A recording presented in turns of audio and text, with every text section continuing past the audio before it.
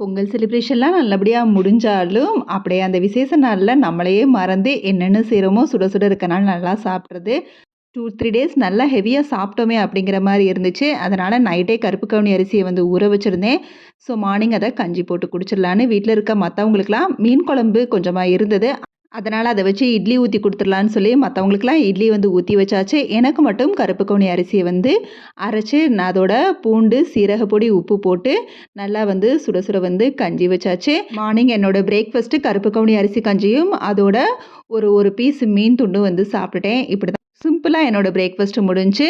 நல்லா ஒரு 2, 3 டேஸா heavy work. இன்னைக்கு கொஞ்சம் நல்லா ரிலாக்ஸ்டா ரெஸ்ட் எடுக்கலாங்கிற மாதிரி சமையல் வேலையும் பெருசா இல்ல. மீன் குழம்பு மதியமும் கொஞ்சம் மீதம் இருந்துச்சு. அதோட கொஞ்சமா ரசம் வச்சு மதிய சமையலையும் முடிச்சுக்கலாம் அப்படிங்கிற மாதிரி நல்லா ரிலாக்ஸ்டா இன்னைக்கு ரெஸ்ட் எடுக்க வேண்டியதா. ஸ்நாக்ஸுமே இன்னைக்கு கம்பு லட்டு தான் நான் எடுத்துக்கிட்டேன். எத கண்ட்ரோல் பண்ணாலும் ஒரு கப் டீ எடுக்காம இருக்க முடியறதில்ல.